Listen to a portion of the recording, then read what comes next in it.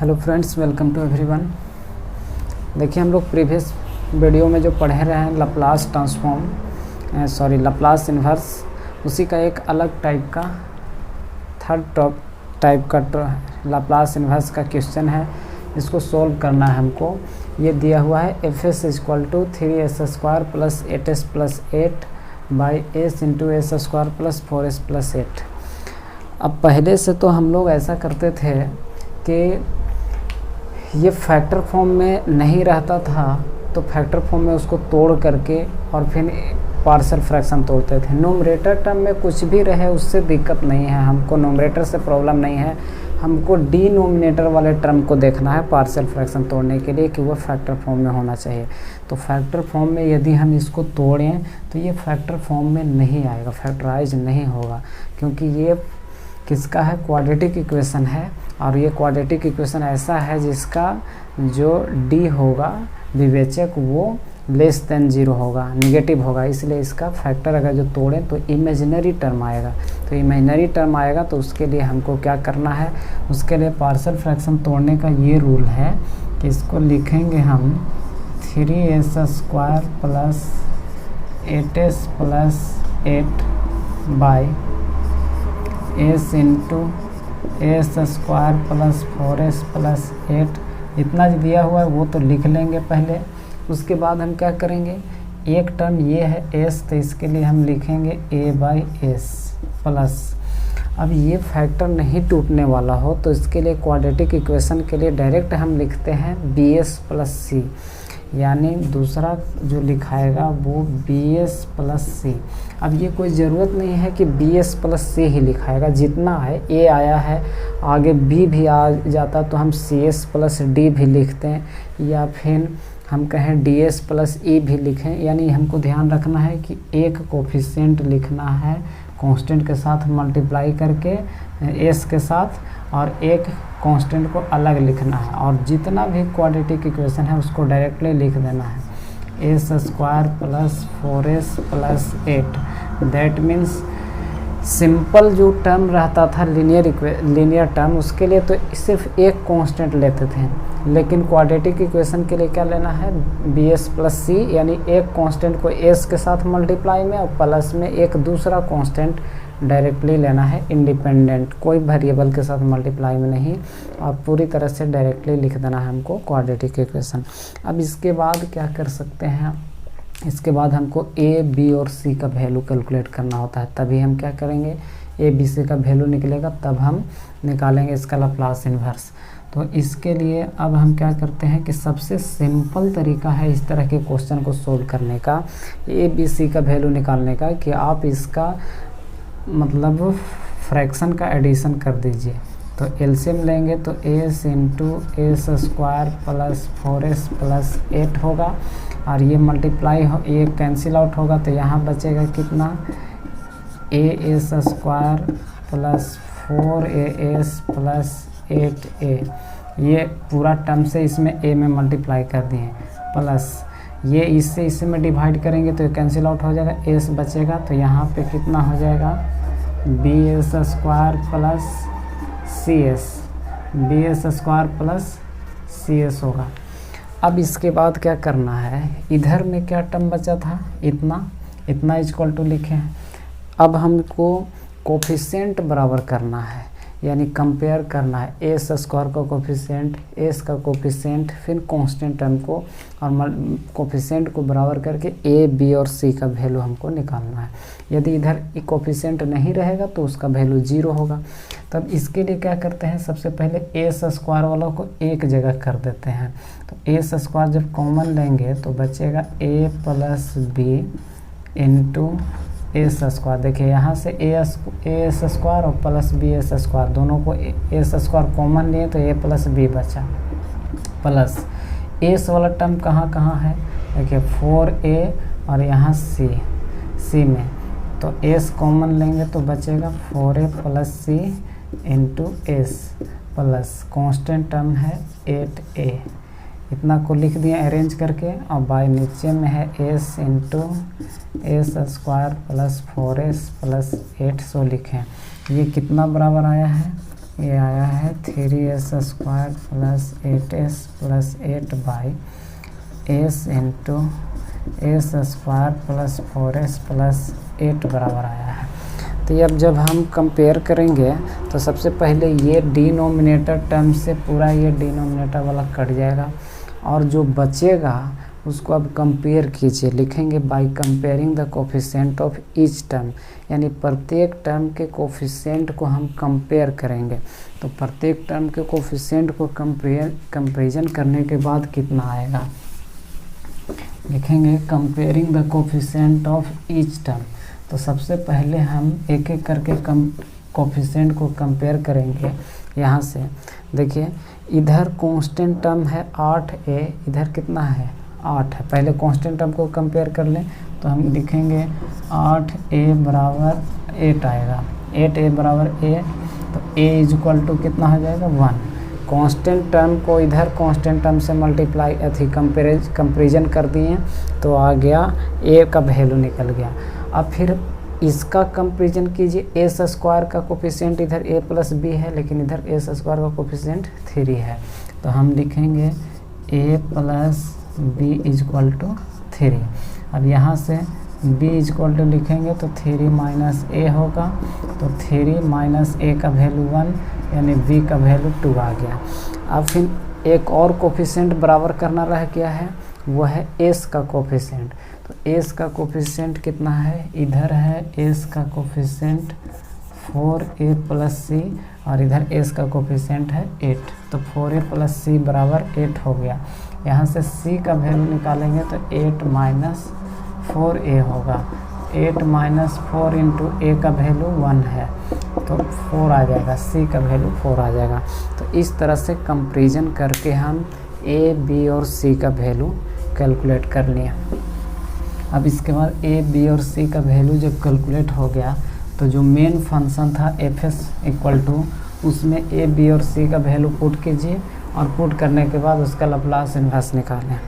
तो fs equal to क्या था,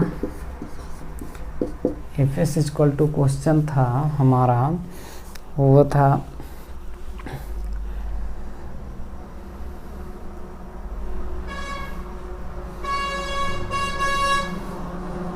क्वेश्चन था 3s² प्लस 8s प्लस 8, तो a बाई s था, तो a के जगह पर हमारा वैल्यू आया है कितना 1 by s plus bs plus c, तो b के जगह पर वैल्यू 2 है, 2s प्लस c के वैल्यू 4 है, बाई ये कितना था s² प्लस 4s प्लस 8, यही था fs इक्वल टू, वो लिख दिए। अब हमको इसके बाद क्या करना है, ये ध्यान रखना है, 1 by S, a by S लिख दिए और bs प्लस c और बाई क्वाड्रेटिक इक्वेशन जो था वो हम लिख दिए। इसके बाद हमको इसका इस फार्मूला पर हमको तोड़ना है ताकि जिसका हम लाप्लास ट्रांसफॉर्म जानते हो, लाप्लास इन्वर्स निकाल सकें। तो इसको ऐसे लिख सकते हैं हम 1 बाई एस प्लस, ये ध्यान रखना है आपको कि ये वाला जो है ये हमेशा a प्लस बी के होल स्क्वायर पर टूटेगा। अगर जो, अब ये कैसे पता चलेगा, दो चीज़ पर टूट सकता है, a प्लस बी के होल स्क्वायर या a माइनस बी का होल स्क्वायर। तो अब ये कैसे डिसाइड होगा कि a प्लस बी के होल स्क्वायर पर टूटेगा या a माइनस बी के होल स्क्वायर पर टूटेगा। तो ये ध्यान रखना है, s वाला का कोफिशिएंट को देखना है। यदि s का कोफिशिएंट पॉजिटिव है तो a प्लस बी के होल स्क्वायर पर टूटेगा, यदि s का कोफिशिएंट नेगेटिव है तो a माइनस बी के होल स्क्वायर पर टूटेगा। ये ध्यान रखना है। तो पॉजिटिव है तो हमको ध्यान रखना है कि a प्लस बी के होल स्क्वायर पर टूटेगा। तब a प्लस बी के होल स्क्वायर पर टूटेगा तो कितना पर टूटेगा, जरा ध्यान दीजिए, b के जगह पर कितना होगा ये भी ध्यान रखना है हमको कि आखिर b का वैल्यू कितना होगा। a का वैल्यू तो फिक्स है कि s होगा, b का वैल्यू के लिए हमको ये वैल्यू को ध्यान देना है, यानी ये दिया हुआ है 2ab का वैल्यू, तो 2ab is equal to 4s है। तो ज़रा ध्यान दीजिए 2 के जगह पर 2 लिखेंगे, a के जगह पर s रखेंगे और b के जगह पर इसमें कितना पुट कर दें कि 4s आ जाए। तो b के जगह पर हम 2 पुट करेंगे तो मल्टीप्लाई होकर के 4s आ जाएगा। यानी हम यहाँ से b का वैल्यू कैलकुलेट करेंगे कि b का वैल्यू कितना होगा। a का 2 तो हमेशा रहेगा, a के जगह पर s फिक्स है कि रहेगा, b का वैल्यू हम कितना, अगर जो यहाँ सिर्फ s रहता तो b के जगह पर 1/2 लिखते ताकि 2 से 2 कैंसिल होकर के s आता। तो हमको ये ध्यान रखना है कि b का वैल्यू कितना हम पुट कर दें कि 2ab का वैल्यू जो यहाँ दिया हुआ है उतना वैल्यू आ जाए। तो b का वैल्यू हमको निकल कर के आया 2। तो इस तरह से ध्यान देंगे कि s + 2 के होल स्क्वायर पर ये टूटेगा। तो s + 2 के होल स्क्वायर पर इसको तोड़ें।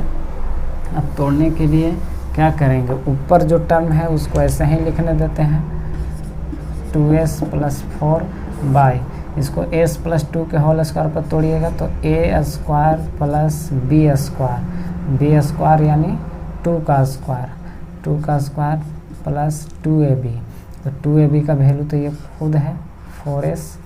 अब ज़रा देखिए कि +8 है तो ये जो 2 स्क्वायर आया b का स्क्वायर ये कहाँ से आया, 8 में से ही आएगा। तो 8 जो है ये 4 है तो 8 में से 4 इधर चला जाएगा तो कितना बचेगा, 4 बचेगा। तो 4 को भी स्क्वायर फॉर्म में लिखना है, इसको हम लिख सकते हैं 2 के स्क्वायर। अगर जो स्क्वायर फॉर्म में नहीं आता है, सपोज दैट 3 आता, इसमें से 5 मतलब इधर चला जाता 5 किसी केस में आ जाएगा तो 3 बचेगा। तो स्क्वायर उसको कैसे करेंगे, तो रूट और स्क्वायर दोनों कर देंगे ताकि वैल्यू भी उतना ही रहे और हमको स्क्वायर के फॉर्म में भी आ जाए।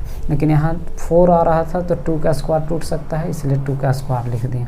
तो इतना वैल्यू जो है वो a + b के होल स्क्वायर पर है।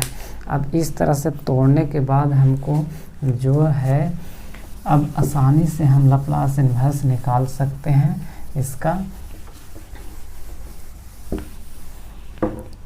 तो लिखेंगे 1/s, fs = 1/s ये वाला। इसमें से भी देख रहे हैं कि ये a + s + 2 के फॉर्म में है तो ऊपर में भी s + 2 के फॉर्म में आना चाहिए। तो 2 को हम क्या कर रहे हैं, कॉमन ले रहे हैं। 2 कॉमन ले लेंगे तो बचेगा s + 2 बाई कितना बचेगा, इसको लिख सकते हैं s + 2 का होल स्क्वायर प्लस ये वाला 2 का स्क्वायर, इस फॉर्म में लिख दिए। अब नीचे वाला टर्म का कोई ज़रूरत नहीं है, इसको मिटा देते हैं। तो ये fs = हो गया हमारा। अब इसमें से हम लाप्लास इन्वर्स निकाल सकते हैं। तो लाप्लास इन्वर्स लिखेंगे टेकिंग लाप्लास इन्वर्स। और ये ध्यान रखना है अब कि ये किस तरह के फार्मूला पर टूटा हुआ है, s + a/s + a का whole square plus omega square. ये होता है Laplace transform of e⁻⁻at into cos ωt बराबर होता है s + a/s + a का whole square plus omega square. देखिए इस फॉर्म पर टूटा हुआ है, s + a/s + a का whole square plus omega square. तो इसका अगर जो लाप्लास इन्वर्स निकालेंगे तो हम लिखेंगे e⁻⁻at इंटू cos ωt। तो इस फॉर्म में लिखिए। fs का लाप्लास इन्वर्स ft हो जाएगा, 1/s का 1 होता है प्लस 2 कांस्टेंट है 2 रहने दिए। अभी s + a/s + a का whole square plus omega square है तो इसको लिखेंगे e⁻⁻at। तो e⁻⁻a के जगह पर कितना है 2t into cos ωt, omega के जगह पर भी 2 है cos ωt। ये हमारा फाइनल आंसर आ गया लाप्लास इन्वर्स निकालने। इस तरह से क्वाड्रेटिक इक्वेशन वाला जो है तो इस मेथड से आप बनाने के लिए आप किसी मेथड से बना सकते हैं, कोई दिक्कत नहीं है। लेकिन इस मेथड से बनाइएगा तो सिंपल पड़ेगा और आपको ज़्यादा सहूलियत होगी। आपको डिफरेंशियल इक्वेशन को सोल्व करने के लिए इस मेथड का यूज करेंगे। तो नेक्स्ट वीडियो में हम आगे देखेंगे डिफरेंशियल इक्वेशन या और लाप्लास ट्रांसफॉर्म का कुछ प्रॉब्लम लाप्लास इन्वर्स का देखेंगे।